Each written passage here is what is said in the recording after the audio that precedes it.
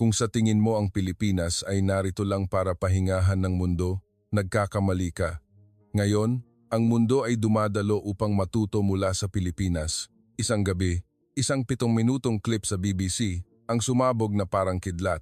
Ang bilang ng nanood ay umakyat ng husto. Ang ngiti ng mga kritiko mula sa Britanya ay nawala. Ang silid ng mga tagagawa ng pulisiya ay nanahimik at isang pangungusap ang kumalat na parang hatol ng panahon. Ang nawawala sa atin ay napangalagaan pa rin ng Pilipinas. Hindi ito tungkol sa mga dalampasigan, hindi sa mga piyesta, hindi sa magagandang tanawin para libangin ang mga turista. Kundi ito ang larawan ng isang lipunan na umuunlad nang hindi sinisira ang mga tao, modernong panahon na hindi walang pakiramdam, lakas na hindi nagtatapak sa iba at awa na hindi lang pinapakita, kundi isang sistema na tunay na nagpapahintulot sa mga tao na mamuhay ng magkasama. Ngayong gabi, ang Britanya ay hindi tumitingin sa Pilipinas ng may pagmamahal, kundi ng may paggalang. At isang tanong lamang ang lumitaw sa loob ng 7 minutong iyon. Anong klaseng kinabukasan ang ipinakita ng Pilipinas sa mundo? Pagkatapos ng broadcast, ang salitang Pilipinas ay hindi na lang isang makulay na postcard sa Britanya. Ito ay naging isang pangungusap na sinasabi ng mga tao ng may seryosong tono na parang pinag-uusapan ang mapa ng kinabukasan. Kinabukasan, hindi tumigil ang ring ng telepono sa newsroom ng BBC. Mga email mula sa mga ekonomista, tagapamahala ng lungsod, mga edukador, hanggang sa mga ordinaryong tao na sumulat ng pakiimbestiga pa ito ng mas malalim. Gusto naming malaman kung paano nila nagawa. At iyon ang punto kung saan nalaman ni Charlotte Hills na hindi ito isang ordinaryong balita sa kanyang schedule, kundi isang misyon. Ipinatawag siya sa isang pulong ng mga senior editor at ang mga kondisyon ay inilatag na parang kutsilyo sa mesa, ngunit sa magalang na paraan. Huwag kang magdala ng mga magagandang larawan. Marami na tayong magagandang larawan. Kailangan namin ng dahilan. Paano napangalagaan ng Pilipinas ang pagiging tao sa panahong ito na bumibilis at tumitigas ang mundo? Tumango si Charlotte, ngunit sa loob niya ay may kakaibang bigat. Dahil ang tanong na ito ay ang tanong na hindi masagot ng mismong Britanya. Sumakay siya ng eroplano na parang dala-dala ang lahat ng pagdududa ng kanyang bansa at kasabay nito, may kaunting takot na baka matuklasan niya ang isang sagot na magpipilit sa kanyang tanggapin ang isang bagay tungkol sa kanyang sariling tahanan. Nang lumapag ang eroplano sa runway ng Ninoy Aquino International Airport, NAIA, ang una niyang napansin ay hindi ang karangyaan, kundi ang ritmo ng mga tao. Isang ritmo na hindi nagmamadali, hindi nagbabanggaan, kahit na lahat ay abala sa kanya-kanyang gawain. Sumakay siya ng kotse patungo sa lungsod, dumaan sa mga kalsadang pamilyar sa mga dokumentaryo, ngunit ang totoong tanawin ay may kakaibang katahimikan. Hindi laging galit ang tunog ng busina, tila alam ng mga tao kung paano mamuhay ng magkasama sa gitna ng siksikan. Umakyat si Charlotte sa hagdan, patungo sa istasyon ng tren. Maingat niyang pinanood ang dami ng tao sa oras ng rurok at doon lumitaw ang kanyang unang pagkamangha. Mabilis ito, ngunit hindi ito nang aapak ng tao. Walang sinuman ang kailangang manulak para lang makatayo. Ang mga mata ng mga Pilipino ay may kilos na parang nagsasabing sabay-sabay tayo kaysa sa umiwas ka, dadaan ako. Nakakita na siya ng malalaking lungsod na may sistema, ngunit ang sistemang iyon ay malamig parang makina. Gayunpaman, ang lungsod na ito ay may sistema na mayroon pa ring init ng tao. Ang ebidensya na nagpapatunay sa kanya ay hindi lamang ang disiplina sa publiko, kundi mula sa isang maliit na bagay na walang sinuman ang nagplano na maging balita. Nang gabing iyon, malapit siya sa isang mall sa Bonifacio Global City, BGC, nang makita niya ang isang turista na nahulog ang cellphone sa lupa ng malakas. Namutla agad ang mukha ng turista, na parang nawala ang buong mundo sa loob ng isang segundo. Bago pa siya makakilos, 2 Pilipinong kabataan ang yumuko upang tulungan siyang pulutin ito. Ang isa ay nagpunas ng alikabok, ang isa ay mahinahong nagtanong, "Ayos pa po ba?" At inakay ang turista sa kalapit na repair shop nang hindi nagtatanong ng pangalan, bansa o kinukuhanan ng video upang ipagyabang ang kanilang kabutihan. At nang matapos ang lahat, ngumiti sila na parang normal lang ang nangyari at umalis naiwan ang isang kakaibang pakiramdam sa lalamunan ni Charlotte. Sa Britanya, ang ganitong pangyayari ay madalas na nagtatapos sa hindi ko yan problema. Ngunit dito, ito ay nagtapos sa isang simpleng kilos na parang ang sistema ay nakaukit sa kaugalian. Agad siyang nagsimulang mag-interview. Isang tindera sa convenience store ang nagsabi sa kanya, nang may mahinahon ngunit matatag na tinig, magtulungan tayo kasi darating din ang araw na tayo naman ang mangangailangan ng tulong. Isang tsuper ng mahinahong tumawa at nagsabi, kung sa malaking syudad, hindi tayo magmalasakit sa isa't isa, lalamunin tayo ng syudad. At isang ginang, sa kalagitnaan ng edad, sa isang lumang komunidad, ang nagpaliwanag ng salitang lalong naririnig ni Charlotte, malasakit, na hindi ito pagpapasakop, kundi ang hindi pagpapahirap sa buhay ng iba nang hindi kinakailangan. Ang kaisipang ito ay bumulabog kay Charlotte, dahil ito ay isang kultura na isinalin sa pag-uugali, at ang pag-uugaling iyon ay unti-unting naging isang panlaban ng lipunan. Nagsimula siyang makita ang nakatagong istruktura. Ang pagiging magalang ay hindi isang maskara, kundi isang salita na sumusuporta sa siksikan ng lungsod. Ang saya ay hindi kawalang saysay, kundi isang paraan upang hindi masira ang mga tao mula sa stress. At ang awa ay hindi nagmumula sa paghihintay ng isang bayani, kundi mula sa mga ordinaryong tao na tinuruan na mag-isip sa isa't isa mula pa sa simula. Nang gabing iyon, nakaupo si Charlotte at pinagmamasdan ang mga ilaw ng Maynila mula sa bintana ng kanyang kwarto. Hindi niya naramdaman na nagbabalita siya tungkol sa ibang bansa. Pakiramdam niya ay hinuhuli niya ang pulso ng isang sagot na hinahanap ng mundo, ang modernong panahon na nagpapanatili pa rin ng tao. At nagsimula siyang maunawaan kung bakit sa loob ng 7 minutong iyon, nanahimik ang Britanya. Dahil minsan, ang pinakanakakatakot ay hindi ang paglampas ng ibang bansa, kundi ang pagtuklas na may isang bansa na nagawang gawing posible ang kinabukasan nang hindi pinapalamig ang tao. At kinabukasan, nagpasya siyang sumisid pa ng mas malalim. Kung ang awa ay umabot sa antas ng isang sistema, paano ito itinayo ng Pilipinas sa pang-araw-araw na buhay at saan ito nagsimula? Kinabukasan, nagising si Charlotte na may isang tanong na nakasabit sa kanyang dibdib. Parang isang maliit na bato, ngunit kakaibang mabigat. Kung ang malasakit ng Pilipinas ay hindi aksidente, saan ito itinayo? Binuksan niya ang kanyang notebook at sumulat ng maikling pangungusap. Ang malasakit na gumagana ay dapat may pundasyong sistema. Mula noon, sinimulan niyang sundan ang bakas ng pundasyong iyon, hindi sa mga mall o sa mga landmark, kundi sa lugar kung saan tunay na humihinga ang mga ordinaryong tao. Ang una niyang pinuntahan ay isang simbahan sa isang lumang komunidad sa Maynila. Hindi para kumuha ng litrato ng kagandahan, kundi para obserbahan ang ritmo ng mga tao sa lugar. Nakita niya ang isang pari na nakaupo ng tahimik habang ang mga taga-baryo ay dumarating ng maayos. May isang taong nagbigay ng sako ng bigas sa isang matanda nang hindi malakas magsalita na parang takot na maging pasani ng matanda. Walang labis na seremonya, ngunit ang lahat ay inayos ng maingat, parang may isa pang tahimik na wika ang lungsod na ito. Isang wika na nagsasabing, makakatulong ako, ngunit hindi kita ipapahiya.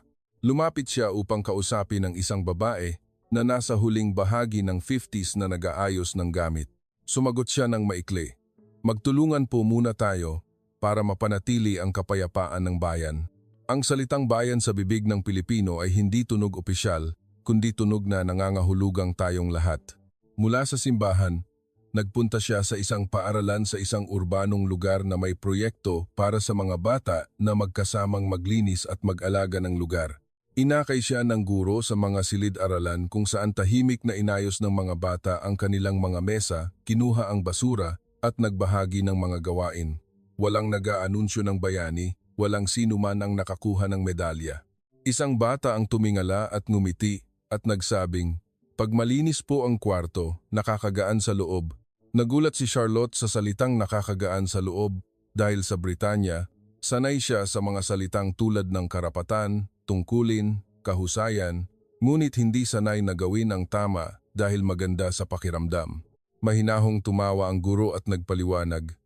Hindi namin tinuturuan ang mga bata na talunin ang iba. Tinuturuan namin sila na mamuhay ng magkasama nang hindi nagpapahirap sa iba. Iyon ang unang pagkakataon na malinaw niyang nakita na ang mga halaga ng Pilipino ay hindi lang isinasaulo sa mga libro. Ito ay nakabaon sa maliliit na pag-uugali hanggang sa maging kaugalian ng lipunan. Ngunit hindi pa siya nasiyahan sa mga magiliw na paliwanag. Gusto niyang makita ang sistema sa isang totoong sitwasyon kapag nagkakamali, kapag nagpapanik ang mga tao, kapag nagagalit. Kaya't pinili niyang pumunta sa lugar kung saan pinakamataas ang pressure. Isang istasyon ng tren sa oras ng rurok kinabukasan ng gabi. Ang mga tao ay umaagos na parang ilog at pagkatapos ay nangyari ang hindi niya inaasahan. Isang dayuhang turista ang nalito sa labasan at ang kanyang backpack ay tumama sa isang tao sa likuran. Umingay ng bahagya ang mga reklamo, sabay-sabay na tumingin ang maraming mata. Agad na kinuha ni Charlotte ang kanyang panulat upang itala. Inakala niya na ito ang punto kung saan masisira ang sistema. Ngunit ang nangyari ay kabaligtaran. Isang Pilipinong lalaki na nasa edad na ang lumapit.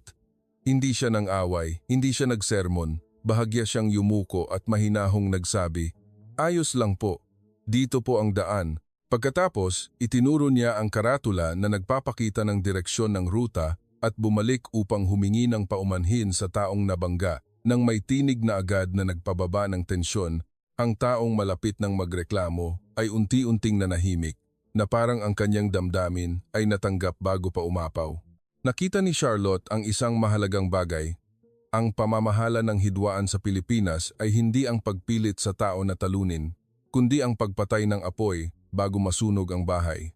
Nang gabing iyon, nakipag-usap siya sa isang maliit na may-ari ng restaurant sa paligid ng Cubao na mayroong maraming regular na customer araw-araw.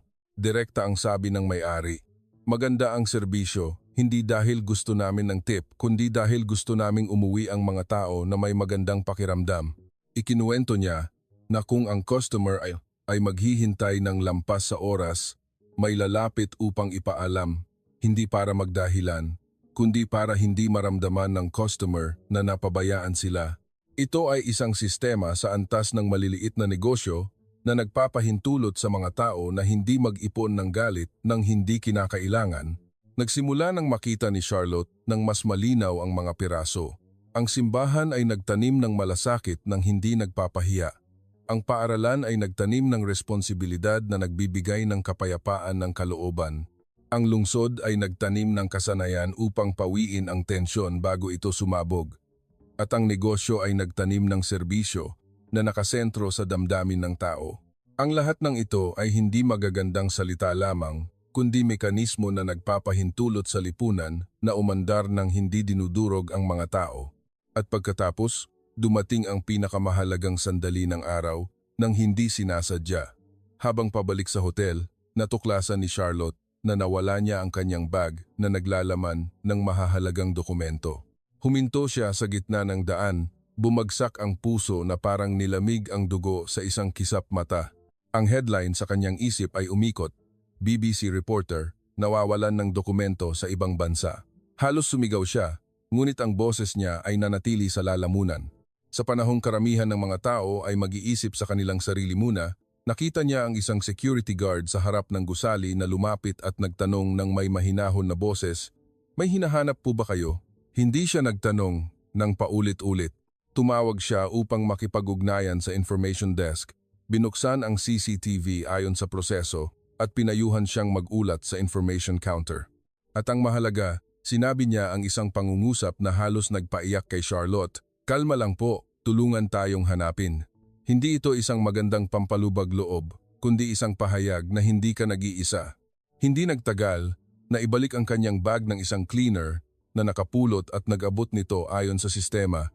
Walang tanong kung ano ang nasa loob, walang nagdududa, walang nagpaparamdam sa kanya ng labis na pagkakasala. Bumalik si Charlotte sa kanyang kwarto na mabilis pa rin ang tibok ng puso, ngunit ang pakiramdam sa loob niya ay lubos na nagbago. Nagsimula siyang maunawaan na ang malasakit ng Pilipino ay hindi lamang isang individual na kabutihan. Ito ay isang network ng kultura at gawain na magkasamang sumasalo sa mga hagupit ng buhay na nagpapahintulot na ang mga pagkakamali ay hindi maging trahedya, na ang tensyon ay hindi maging poot, na hindi kailangang maging matigas ang mga tao upang mabuhay.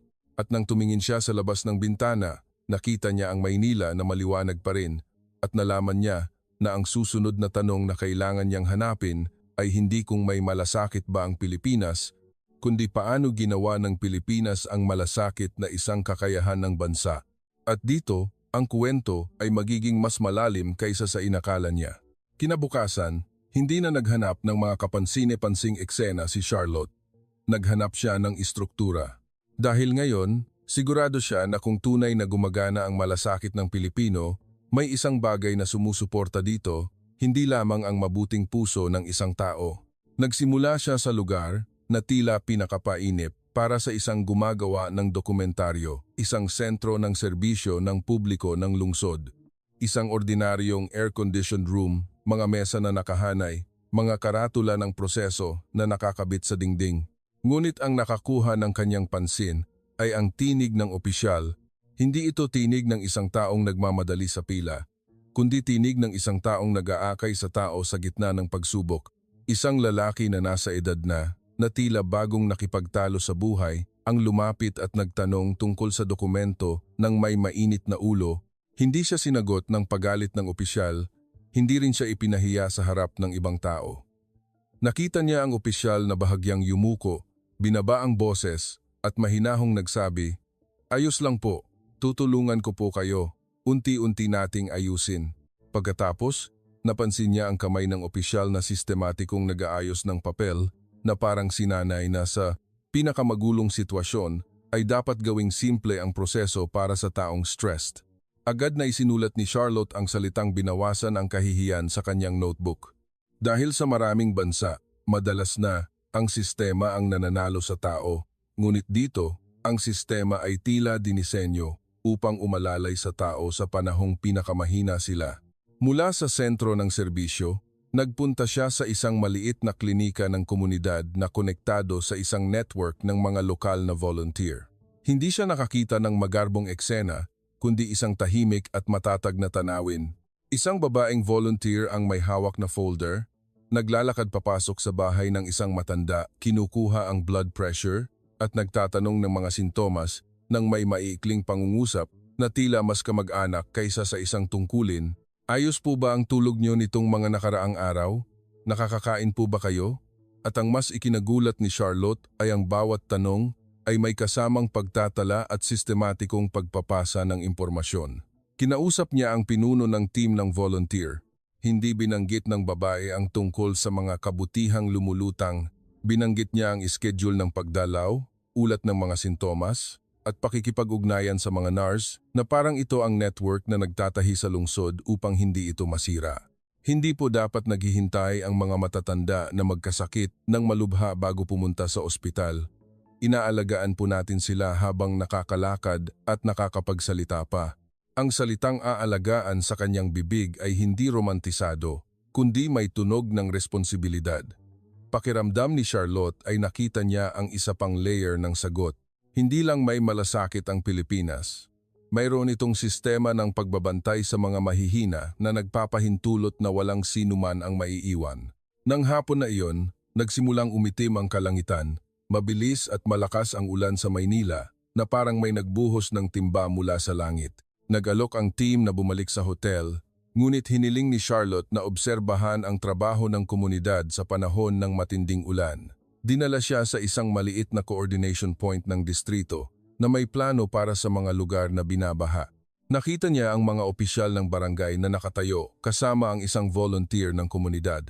Ang isa ay may hawak na radio. Ang isa ay may listahan ng mga delikadong lugar.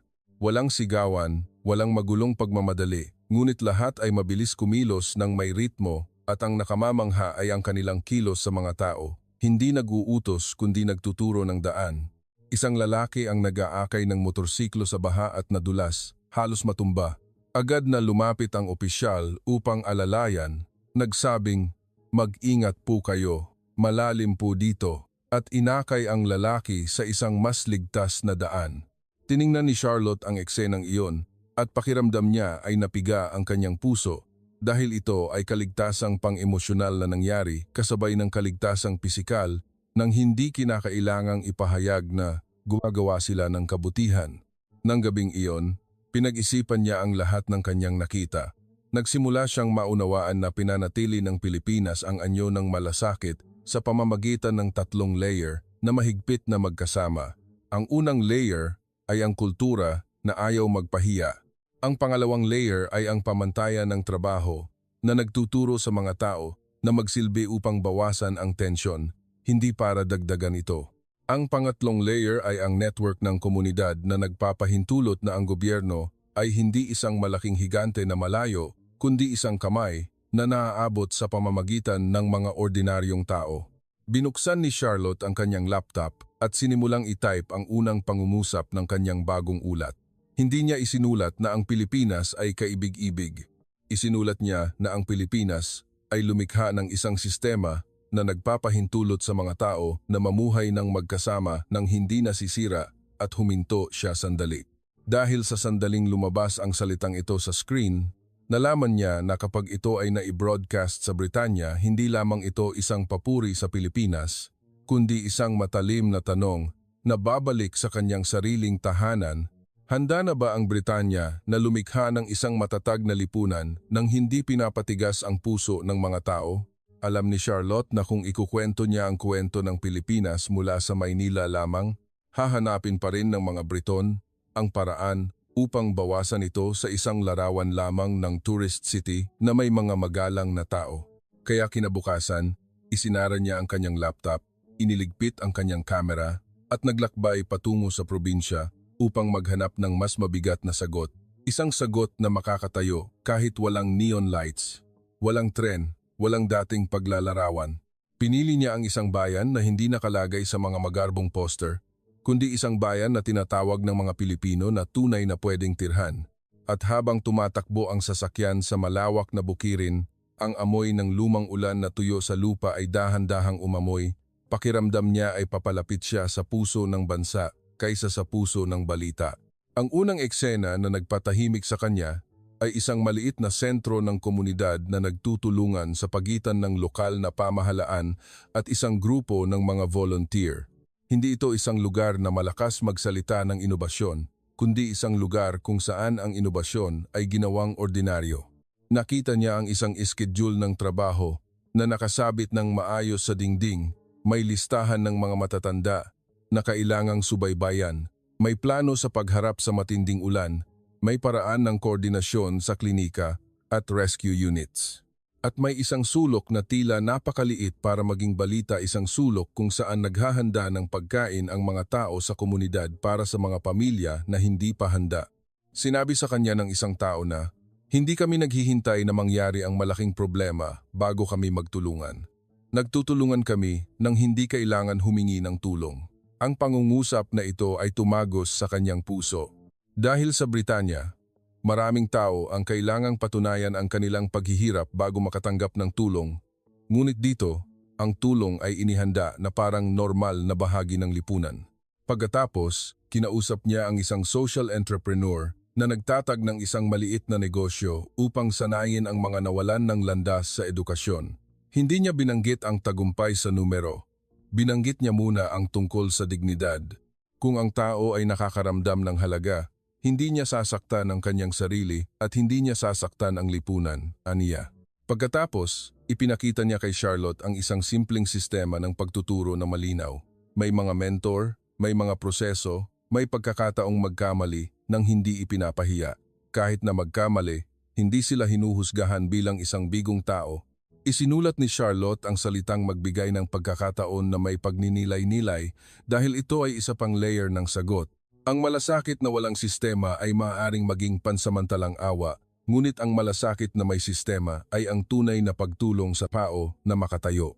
Nang hapon na iyon, tumawag ang BBC mula sa London. Ang tinig ni Peter Ward ay pumasok sa linya na parang malamig na hangin. "Charlotte, kailangan namin ng isang eksena na matatandaan ng mga manonood sa loob ng 10 segundo. Mayroon ka bang mas kapanapanabik?"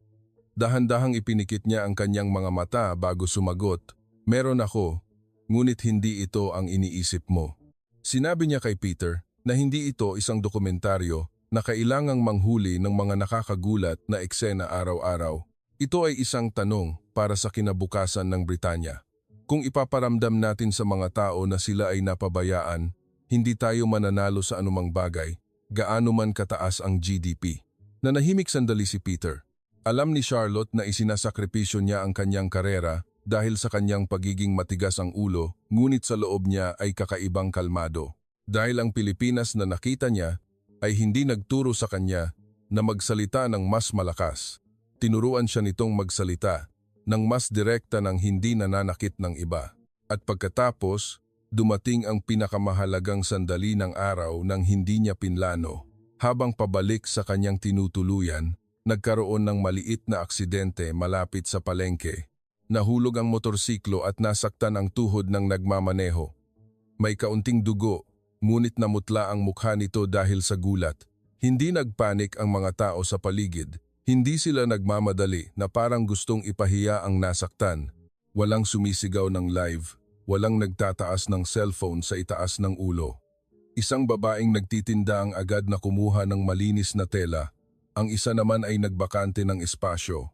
Isang lalaki na nasa edad na ang tumawag sa emergency services at nagsabi sa nasaktan ng may mahinahong boses, "Kalma lang po, makakauwi rin kayo."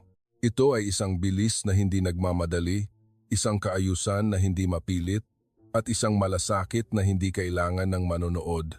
Nakatayo doon si Charlotte at naramdaman na parang uminit ang kanyang lalamunan. Agad niyang naunawaan na ang tunay na lakas ng Pilipino ay ang kakayahang sumalo ng impact nang hindi nasisira ang lipunan dahil alam ng bawat isa ang kanilang papel at ang bawat papel ay nakabalot sa paggalang na nagpapanatili ng dignidad ng bawat isa. Nang gabing iyon, bumalik siya, binuksan ang ilaw ng kanyang desk at sinimulang isulat ang script para sa live program ng may mas matatag na mga kamay. Hindi niya layunin na sabihin sa Britanya na mas mabuti ang Pilipinas. Layunin niyang sabihin ang mas mahirap na katotohanan, isang bansa ang maaaring umunlad ng hindi pinapatigas ang puso ng mga tao. Isang bansa ang maaaring maging moderno nang hindi pinaparamdam sa tao ang pag-iisa. At pinatunayan iyan ng Pilipinas sa pamamagitan ng isang kalmadong sistema. Bago niya ipadala sa London, tinipin niya ang huling pangungusap bilang isang hook para kinabukasan, ang araw na siya ay lilitaw sa live program. Ang tanong ay hindi kung gaano natin hinahangaan ang Pilipinas, kundi kung may lakas na ba tayong lumikha ng isang bansa kung saan walang sinuman ang iniiwan. Nang gabing iyon bago ang live program, hindi nakatulog ng mahimbing si Charlotte. Hindi siya natatakot sa mga tanong sa screen, kundi sa kung ano ang nasa likod ng mga tanong ang katigasan ng bansang dating naniniwala na ito ang sentro ng mundo. Nakaupo siya at pinagmamasdan ang mga ilaw ng London mula sa bintana ng kanyang hotel room, hawak ng mahigpit ang kanyang notebook kaysa dati, at paulit-ulit na binasa ang pangungusap na kanyang isinulat na parang isang panunumpa.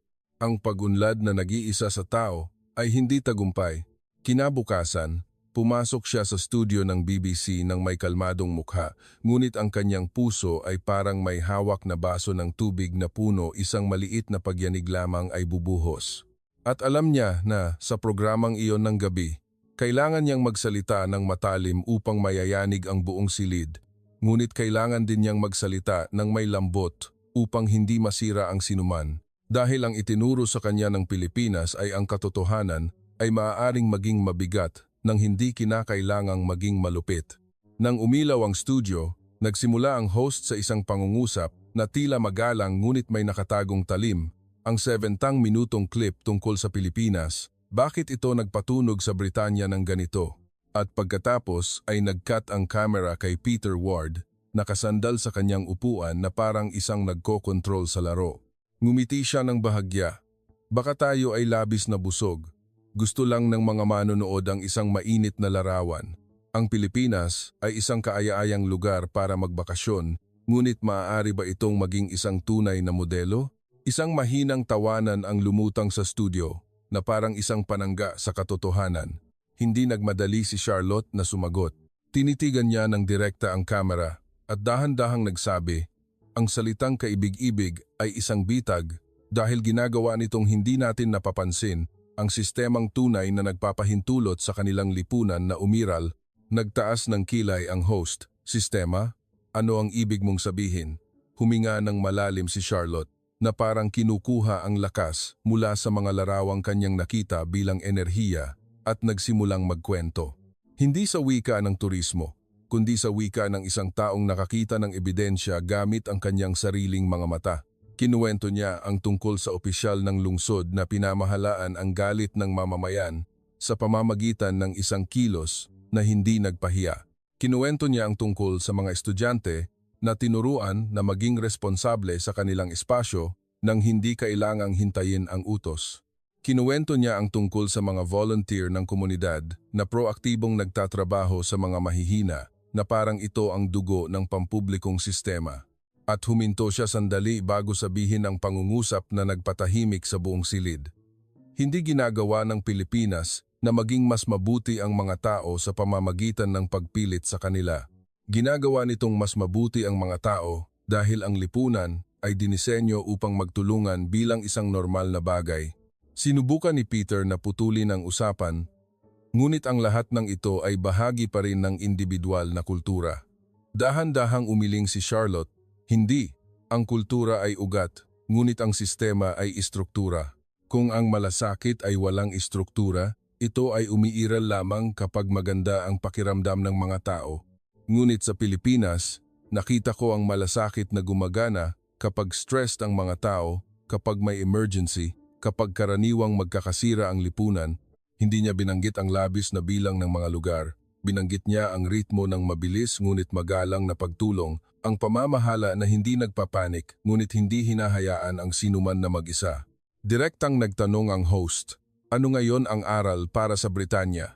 Tumingin si Charlotte ng diretso sa lens na parang tumitingin sa mga living room ng mga manonood sa buong bansa.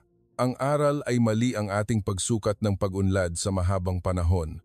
Sinusukat natin ito sa magagandang numero, ngunit napapabayaan natin ang emosyonal na kaligtasan ng mga tao. Huminto siya upang hayaang lumapag ang pangungusap sa mesa na parang bato. Ang bansa ay maaaring maging moderno nang hindi pinapalamig ang mga tao. Pinatunayan yan ng Pilipinas. Sa studio, ang katahimikan ay hindi dahil sa pagkalito, kundi sa katahimikan ng mga taong napilitang mag-isip. Kumilos si Peter na parang gustong magsalita, ngunit walang sapat na magandang salita upang sirain ang inilatag ni Charlotte. Ilang minuto pagkaraan, nagsimulang tumawag ang mga manonood. Isang ginang na nasa edad na ang nagsalita ng nanginginig. Nagtatrabaho ako sa buong buhay ko, ngunit hindi ko kailanman naramdaman na may nakakakita sa akin.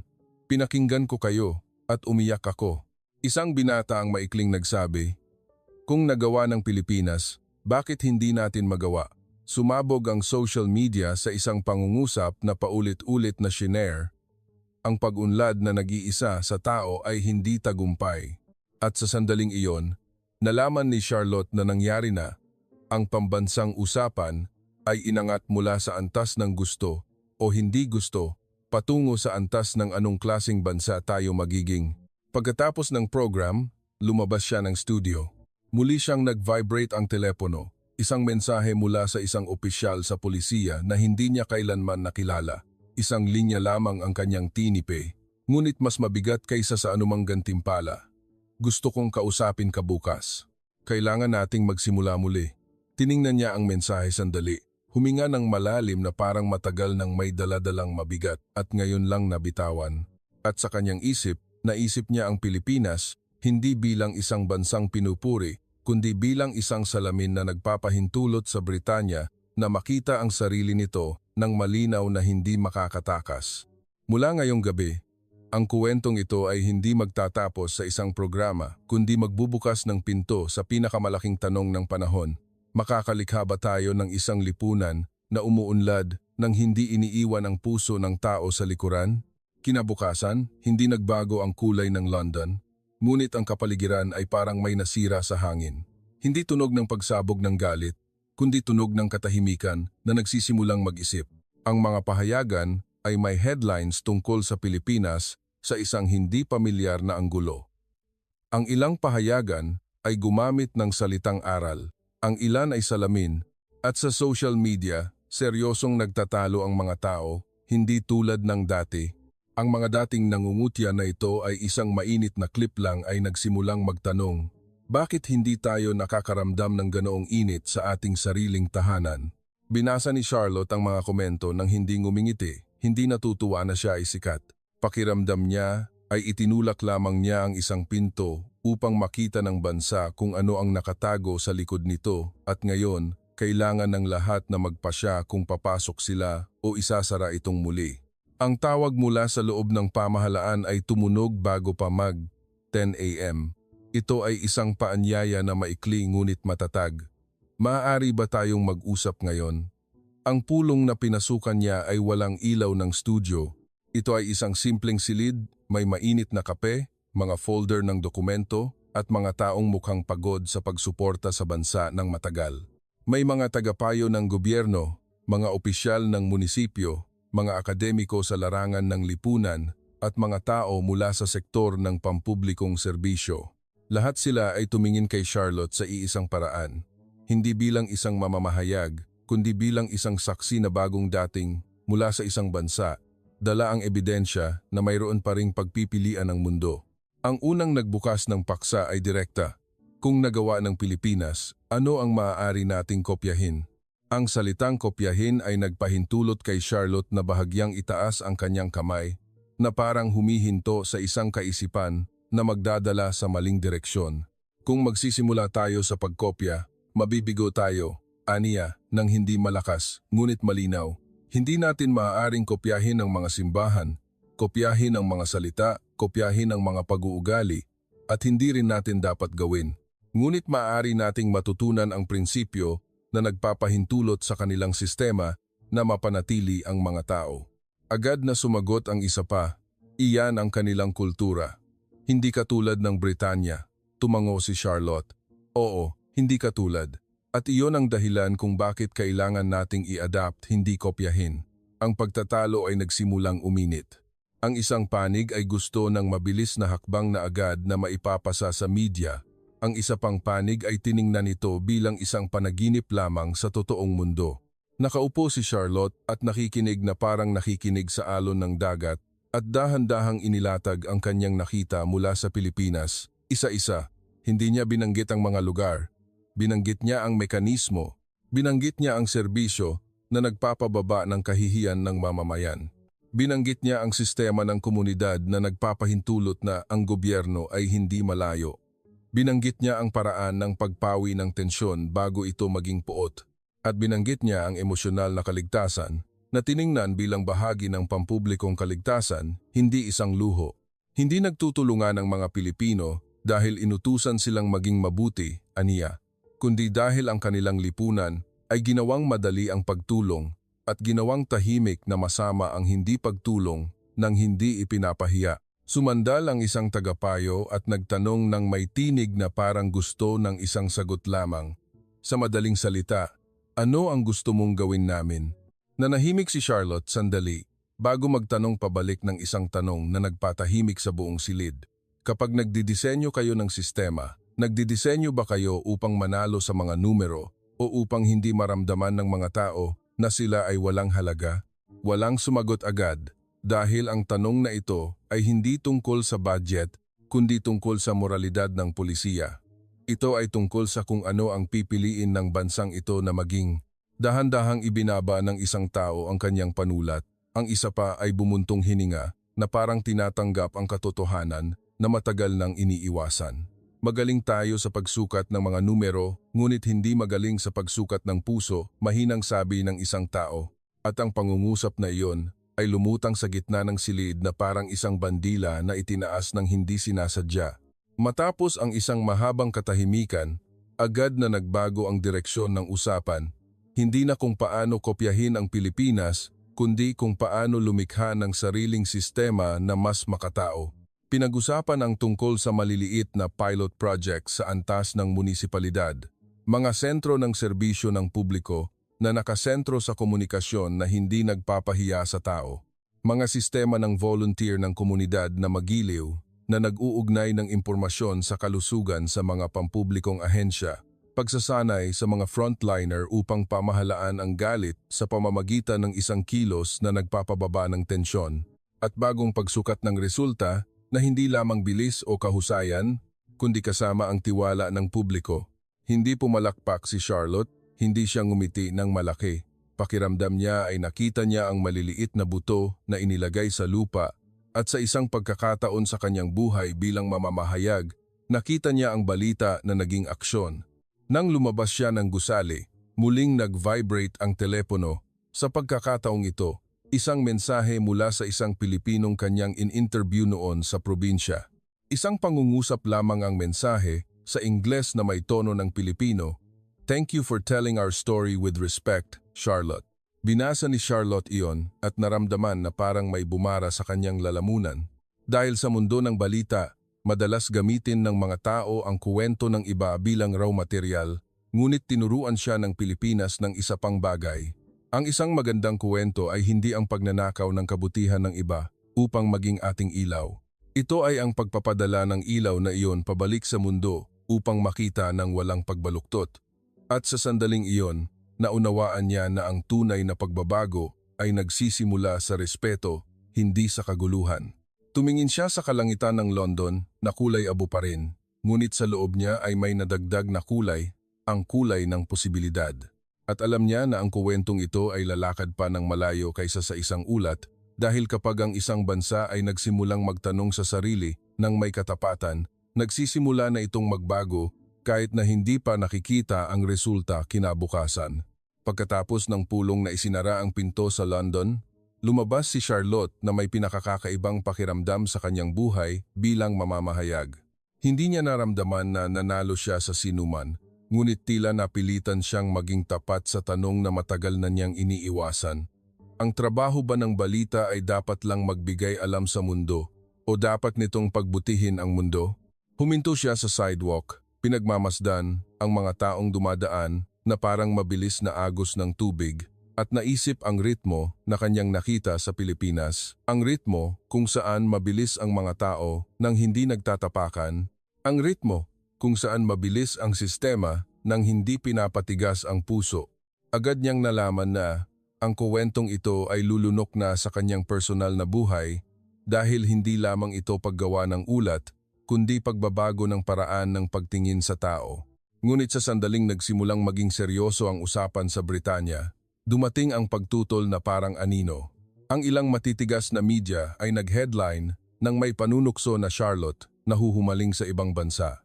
Ang ilang kolumnista ay inakusahan siyang romantiko sa Pilipinas, at ang ilan ay direktang nagsabi na hindi gagana ang ganoong bagay sa Britanya. Isang gabi, binasa niya ang mga artikulong umaatake sa kanya at mahinang tumawa. Hindi dahil nakakatawa, kundi dahil pamilyar ito.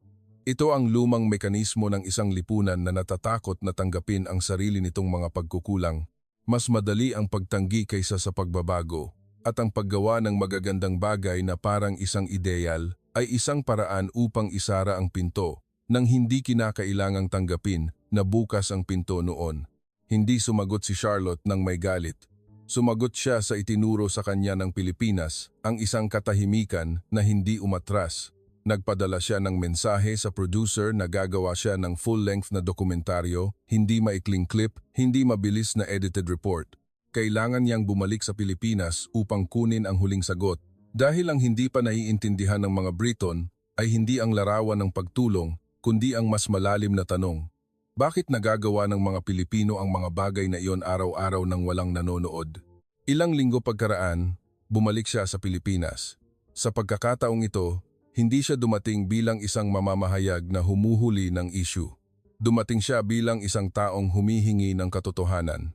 Nakipagkita siya sa parehong guro sa paaralan sa lungsod. Inakay siya ng guro sa playground. Pareho pa rin ang tunog ng tawanan. Ngunit iba ang tono ng tanong ni Charlotte. Hindi po ba kayo napapagod na turuan ng mga bata na mag-isip sa iba sa lahat ng oras? Ngumiti ang guro na parang normal lang ang tanong. Napapagod po. Pero kung hindi natin gagawin, magiging matalino nga ang mga bata. Ngunit hindi sila matututong makipag-ugnayan sa iba at sa huli, mas mapapagod sila. Ang pangungusap na ito ay nagpatahimik kay Charlotte dahil binanggit nito ang edukasyon bilang paglikha ng tao, hindi paggawa ng mga nananalo. Kinabukasan, nakita niya ang mga volunteer ng komunidad na nagtatrabaho sa mga matatanda. Direktang nagtanong si Charlotte, "Bakit pa rin kayo gumagawa kahit walang nagbibigay ng gantimpala?" Mahinang tumawa ang babae at sumagot, "Ang gantimpala po ay hindi na namin nakikitang nahihirapan ang kapwa namin na walang nakakaalam." At yumuko siya upang itali ang sintas ng sapatos ng matandang babae ng natural. Sa sandaling iyon, naunawaan ni Charlotte na ang sistemang kanyang binabanggit ay hindi lamang isang flowchart o dokumento. Ito ay isang relasyon na pinangalagaan upang maging tunay hanggang sa hindi na kailangan ng mga tao na mag-isip ng labis bago tumulong dahil ito ay isang kaugalian ng pagkakaisa. Ngunit ang pagsubok na pinakanagpasiguro sa kanya ay nangyari isang gabi nang ang kanyang team ay nakaranas ng hindi inaasahang sitwasyon.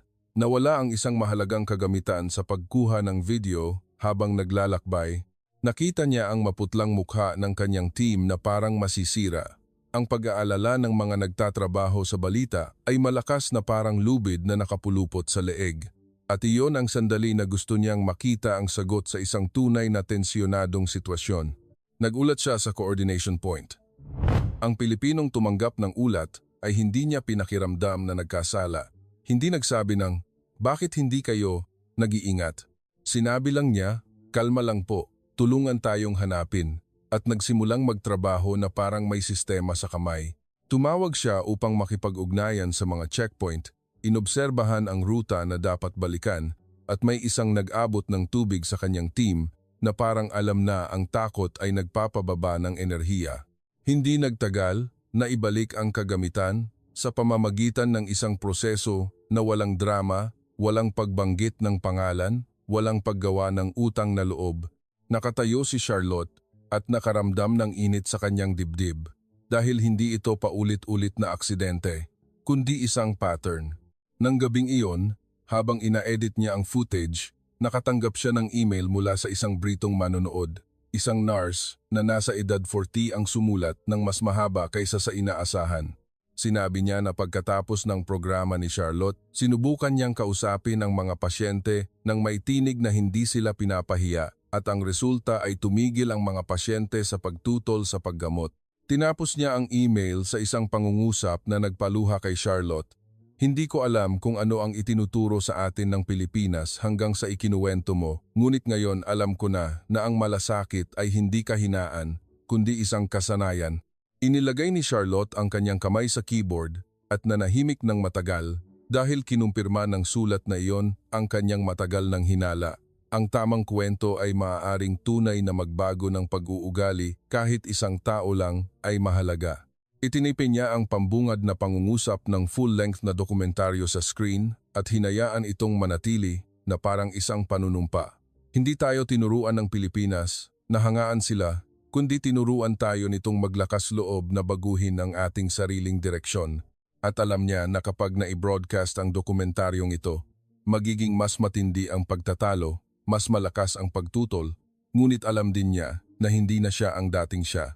Dahil ang Pilipinas ay hindi lamang isang paksa ng balita, ito ay naging isang bagong pamantayan sa kanyang isip na ang tunay na pag-unlad ay dapat magpahintulot sa tao na manatiling tao. Sa susunod na bahagi, kailangan niyang patunayan sa malaking screen na ang kanyang nakita ay hindi isang panaginip at ang tanong na kailangang sagutin ng Britanya ay hindi, "Naniniwala ka ba?" kundi, "Kailan tayo magsisimula?" Nang gabing iyon bago ang full-length na dokumentaryo ay na-broadcast, tahimik ang gusali ng BBC, hindi tulad ng dati. Ngunit ang katahimikang ito ay hindi kapayapaan. Ito ay ang katahimikan ng isang taong nagtatimbang kung papayagan bang lumabas sa publiko ang katotohanan o hahabulin itong muli upang ilagay sa isang ligtas na balangkas. Nakaupo si Charlotte sa harap ng monitor sa editing room. Ang mga larawan ng Pilipinas ay nagpapalit-palit sa kanyang tahimik na paglalahad. Bawat eksena ay hindi magarbong, ngunit may lakas ng pagiging tao na hindi kailangang ipagyabang. Alam niya na kapag lumabas ang dokumentaryong ito, hindi lamang ito magiging papuri sa isang bansa, kundi isang pagtatanong sa lumang kaisipan ng Britanya, At ang ganitong tanong ay tiyak na ayaw ng ilang tao na marinig. Kinabukasan, ipinatawag siya sa isang pulong sa itaas. Dalawang executive ang nakaupo kasama ang legal at public relations departments. Ang mahabang mesa ay parang isang larangan ng digmaan na gumagamit ng mga salita sa halip na armas. Binuksan ng isa ang dokumento at nagsalita ng may magalang ngunit matigas na boses. Masyado pong matalas ang inyong nilalaman. Dagdag pa ng isa, gusto naming mas mainit ito. Bawasan ang bahagi na nagpaparamdam na pinupuna ang Britanya. Pinakinggan ni Charlotte ang lahat ng hindi sumasabat at dahan-dahang sumagot, hindi ko po pinupuna ang Britanya. Inaanyayahan ko po ang Britanya na tingnan ang sarili nito ng may katapatan. Ngumiti ng bahagya ang executive. Mabuti ang katapatan, ngunit hindi lahat ng katapatan ay akma sa prime time. Ang salitang iyon ay parang isang pangungusap na nagpatahimik sa mundo ng maraming beses. Dahan-dahang inilagay ni Charlotte ang kanyang kamay sa mesa at sinabi ang pangungusap na kanyang inihanda mula pa nang makita niya ang mga Pilipinong tumutulong sa nasaktan ng hindi nagpapahiya. Kung natatakot tayo sa katotohanan dahil hindi ito akma sa oras ng broadcast, ibig sabihin ay hinahayaan nating kontrolin ng oras ang ating moralidad, na nahimik agad ang silid. Hindi dahil sumasang-ayon sila, kundi dahil alam nilang sinasabi niya ang isang bagay na mahirap tutulan. Nagkaroon ng tawaran, kabilang ang mga salitang balanse, neutrality, risk. Nag-alok ang ilan na putulin ang bahagi na nagbabanggit ng emosyonal na kaligtasan. Gusto ng ilan na dagdagan ang mga tourist shots upang maging mas magaan ang kuwento. Tiningnan ni Charlotte ang dokumento at pakiramdam niya ay hinihiling siyang baguhin ang isang mapa upang maging isang poster. Huminga siya ng malalim at nagsalita ng magalang ngunit matatag. Iginagalang ko ang Pilipinas sa pamamagitan ng hindi paggawa sa kanila na maging isang murang kasangkapan sa inspirasyon. At iginagalang ko ang Britanya sa pamamagitan ng hindi pagloloko sa atin na isipin na sapat na tayo. Hindi siya sumigaw, hindi siya nagbanta na magre-resign. Tumayo lang siya ng matatag nang may katahimikan na itinuro sa kanya ng Pilipinas. Sapat na tahimik upang makita ng mga tao na hindi niya ginagawa iyon para sa ego, kundi para sa katotohanan. Pagkatapos ng pulong, lumapit ang isang executive at mahinang nagsabi sa tabi ng pinto, "Alam mo, nagiging sanhi ka ng hindi pagiging komportable ng maraming tao." Agad na sumagot si Charlotte, "Sana nga po, dahil ang hindi pagiging komportable ay isang senyales na nakakaramdam pa tayo." Sa labas ng hangin, nagsimula ito na parang isang ordinaryong gabi sa Britanya, ngunit sa control room, lahat ay huminga ng malalim nang unang lumabas ang larawan ng dokumentaryo sa screen. Hindi ito isang marangyang larawan, kundi larawan ng mga ordinaryong tao na nagtutulungan ng hindi kailangan ng palakpak. Tahimik ang studio hanggang marinig ang tunog ng fan, at habang umuusad ang kuwento, lalong kumapal ang katahimikan. Dahil nagsimulang maunawaan ng mga manonood na hindi itinaas ang Pilipinas para hangaan natin. Itinaas ito upang makita natin ng mas malinaw ang mga puwang sa ating sariling lipunan. Ang pangungusap ni Charlotte ay umalingaw-ngaw sa gitna ng programa na parang isang martilyo na mahina ngunit tumama sa target. Ang tunay na pag-unlad ay isang sistema na nagpapahintulot na hindi maramdaman ng mga tao na sila ay walang halaga. At sa pagkakataong ito, walang sarkastikong tawa. Walang pagputol ng usapan tulad ng live program. Mayroon lamang katahimikan ng isang bansa na napilitang makinig. Pagkatapos ng dokumentaryo, umakyat ng husto ang mga tawag sa telepono at mensahe na parang bumaha. Hindi lamang nagtatanong ang mga manonood kung totoo ba, kundi nagtatanong din sila kung saan magsisimula. Tumawag ang mga mamamahayag mula sa ibang media upang humingi ng panayam. Nag-tweet ang mga akademiko na nagbubuod sa esensya ng kwento na kailangan ng Britanya na lumikha ng bagong sukatan na magsasama ng tiwala. At ang pinakamahalaga, kinabukasan, isang munisipalidad ang nag-anunsyo ng pilot project para sa bagong modelo ng sentro ng serbisyo ng publiko na nakasentro sa komunikasyon na nagpapababa ng kahihiyan ng mga nakikipag-ugnayan. Pinag-usapan ang pagsasanay sa mga frontliner tungkol sa pamamahala ng tensyon ng walang pag-aaway at iminungkahi sa pulong ng lokal na konseho na dagdagan ang budget upang suportahan ang mga network ng komunidad na tumutulong sa mga mahihina bago lumala ang problema. Ang mga bagay na ito ay hindi isang revolution sa isang araw, ngunit isang senyales na ang pinto na itinulak ni Charlotte ay nakabukas na, hindi isinara muli. Nang hapon na iyon, nakatanggap siya ng email na nagpalamig sa kanyang mga kamay. Ito ay isang formal na imbitasyon upang magbigay ng impormasyon sa Social and Public Services Committee. Maikli ang paksa ngunit parang isang hamon sa buong bansa. Mga aral mula sa Pilipinas para sa reforma ng sistema ng serbisyo ng Britanya. Binasa ni Charlotte iyon at nanahimik ng matagal dahil lampas na ito sa kanyang orihinal na layunin. Nagsimula siya sa pagnanais na maunawaan kung bakit nagpatunog sa Britanya ang 7 minutong clip, ngunit ngayon umabot na ang kuwento sa salitang reforma. Dahan-dahang isinara niya ang kanyang laptop at tumingin sa labas ng bintana. Nakita ang dating lungsod, dating kalsada, dating mga tao, ngunit alam ng kanyang puso na hindi na ang dating Britanya. At ang susunod na hakbang ay hindi lamang ang pagkwento sa mga tao. Ito ay ang pagharap sa bansa at pagtatanong ng isang tanong na walang sinuman ang makakatakas. May lakas loob ba tayong lumikha ng isang lipunan kung saan ang tao ay hindi iniiwan? At maaari ba tayong magsimula ngayon? Nang araw na iyon, malamig ang panahon sa London, kaya naging singaw ang hininga. Umakyat si Charlotte sa mga hagdanan ng bato ng Parliament na may matatag na hakbang na parang may daladalang hindi nakikita, hindi isang folder ng dokumento, kundi ang pag-asa ng mga taong bagong nakarinig na maaaring magbago ang bansa.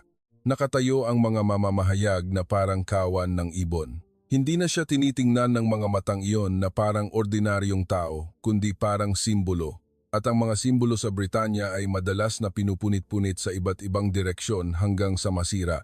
Alam ni Charlotte na sa silid sa harap niya ay mayroong kapwa mga taong gustong gawin siyang bandila at mga taong gustong gawin siyang target ng pagsasanay.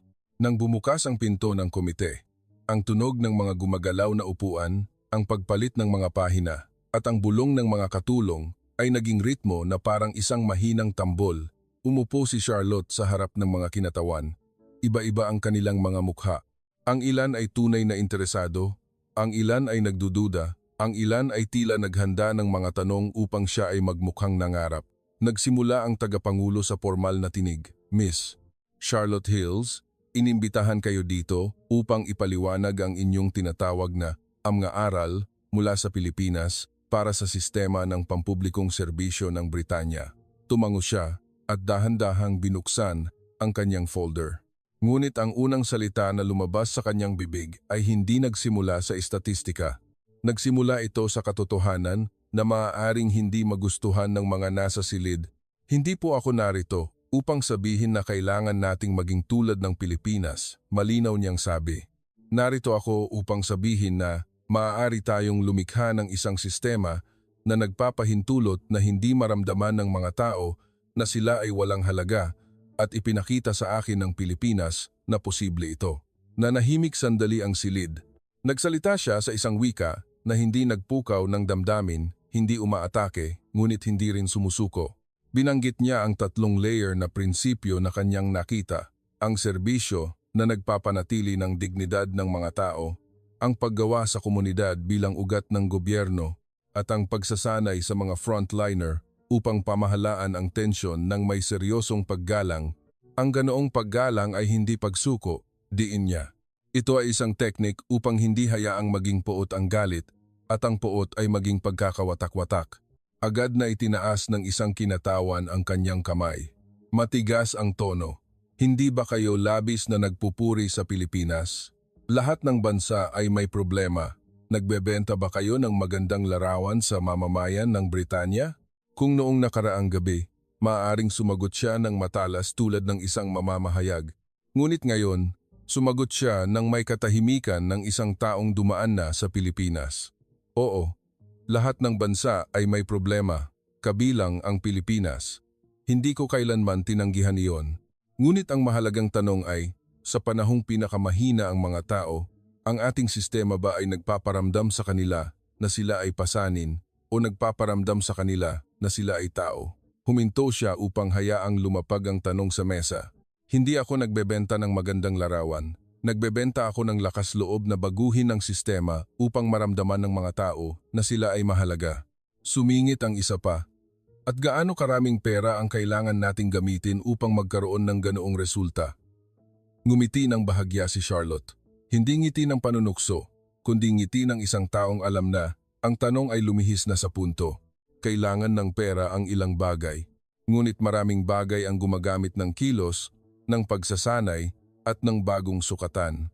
Kung sinusukat niyo lamang ang tagumpay sa oras ng paghihintay, magkakaroon kayo ng mabilis ngunit malamig na sistema. Ngunit, kung sinusukat niyo ang tiwala, magkakaroon kayo ng mabilis na sistema na nagpapanatili pa rin ng puso ng tao. Lalong uminit ang pagtatanong. Sinubukan ng ilan na hilahin siya sa isang panig ng politika. Ang ilan ay nagtanong upang hanapin ang mali sa kanyang mga salita. Ngunit hindi nalito si Charlotte. Paulit-ulit siyang bumalik sa pangunahing punto ng matatag.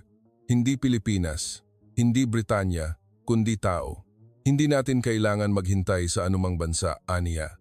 Kailangan nating itigil ang pagdidisenyo ng sistema na parang pinamamahalaan ng mga makina at simula ng pagdidisenyo ng sistema na parang inaalagaan ng mga tao. At dumating ang pinakamahalagang sandali ng silid nang ang isang senior representative ay direktang nagtanong ng may matalim na tingin, ano sa tingin mo ang pinakakulangan ng Britanya? Tinitigan siya ng matatag ni Charlotte bago sumagot sa isang pangungusap na parang isang matalim ngunit malinis na kutsilyo. Hindi tayo kulang sa resources. Kulang tayo sa intensyon na gawing bahagi ng pulisiya ang dignidad ng tao. Kumapal ang katahimikan hanggang marinig ang tunog ng panulat na tumatama sa mesa. Maraming hindi nagustuhan, ngunit marami ang tumanggap dahil ito ay labis na totoo upang tanggihan. Pagkatapos ng pagdinig, lumabas ang mga konkretong mungkahi mula sa silid na dating puno ng mga salita. Iminungkahi ang pagpapalawak ng pilot project ng Sentro ng Serbisyo ng Publiko na nagpapababa ng kahihiyan sa pambansang antas, ang pagbuo ng kurikulum para sa pagsasanay sa mga frontliner tungkol sa komunikasyon sa tensyonadong sitwasyon, ang pagdagdag ng budget upang suportahan ang mga network ng komunidad na tumutulong sa mga mahihina bago lumala ang problema, at ang pinakamahalaga, ang pagtulak ng bagong sukatan na magsasama ng tiwala ng publiko bilang pangunahing elemento, hindi lamang ang mga numero ng kahusayan. Ang mga resulta ay maaaring hindi pa batas sa isang araw, ngunit ang direksyon ay naisulat na, at ang pagsusulat ng direksyon ay palaging mas mahirap kaysa sa pag-anunsyo ng tagumpay. Nang gabing iyon, mag-isa si Charlotte na lumabas. Walang mikropono, walang ilaw ng studio. Kulay abo at nagmamadali pa rin ang London. Ngunit pakiramdam niya ay nabawi niya ang isang bagay na matagal nang nawala ang paniniwala na ang isang bansa ay maaaring maging magiliw ng hindi humihina. Kinuha niya ang kanyang telepono at binuksan ang isang larawan na kinunan ng kanyang team habang nasa Pilipinas, isang larawan ng kamay ng isang volunteer na mahinahong hawak ang kamay ng isang matanda. Tinitigan niya iyon ng matagal at mahinang bumulong sa sarili. Sa Ingles na walang nakakarinig, ang pag-unlad ay ang malasakit na gumagana. Pagkatapos, isinara niya ang screen at tahimik na nagpatuloy sa paglalakad, ngunit sa kanyang isip ay malakas na umaalingaw-ngaw ang paanyaya sa lahat ng manonood. Kung maglakas loob tayong baguhin ang sistema upang maramdaman ng mga tao na sila ay mahalaga, hindi agad magbabago ang mundo ngayon. Ngunit bukas, isang tao ang hindi na makakaramdam na siya ay nag-iisa. Sa huling gabi, pagkatapos ng araw ng pagbibigay impormasyon sa komite, malamig at nagmamadali pa rin ang London, ngunit sa balita kinabukasan, nagsimulang marinig ang mga salitang matagal nang hindi naririnig. Ang salitang tiwala ay sinabi kasama ng salitang pulisiya ng seryoso. 2 karagdagang lungsod ang nag-anunsyo ng pilot projects. Ang mga frontliner ay inischedule para sa unang batch ng pagsasanay, at sa ilang lokal na konseho, may isang tumayo at nagtanong, paano natin mapaparamdam sa mga mamamayan na mas sila ay tao? Ang ganitong tanong ay hindi tagumpay, ito ay isang simula. At alam ni Charlotte na ang pagsisimula ay minsan mas mahirap kaysa sa pag-anunsyo ng anumang maganda. Nakaupo siya mag-isa sa kanyang maliit na opisina. Ang ilaw ng desk ay tumama sa isang lumang notepad. Ang pangungusap na dating isang paniniwala lamang ay ngayon ay naging isang daanan sa bansa. Ang pag-unlad ay hindi lamang bilis o yaman, kundi isang sistema na nagpapanatili ng dignidad ng mga ordinaryong tao at lumilikha ng sapat na tiwala upang mamuhay ng magkasama kahit sa panahong pinakatense ang lipunan. Ipinikit niya ang kanyang mga mata at naisip ang larawan sa Pilipinas, isang kamay na nag-abot ng tubig sa isang nanginginig na tao, hindi para makita ng sinuman, kundi dahil iyon ang dapat. Ngumiti ng bahagya si Charlotte at tainipe ang pangwakas na pangungusap para sa pagtatapos ng dokumentaryo sa isang linya. Ang pinakamatatag na bansa ay hindi ang bansang hindi kailanman nabibigo, kundi ang bansang hindi hinahayaan ang sinuman na mabigo ng nag-iisa. Pagkatapos, isinara niya ang ilaw, hinayaan ang katahimikan na gawin ang kanyang trabaho na nagpapahintulot sa mga manonood na marinig ng mas malinaw ang kanilang sariling puso at piliin kung magiging bahagi sila ng pagbabagong iyon.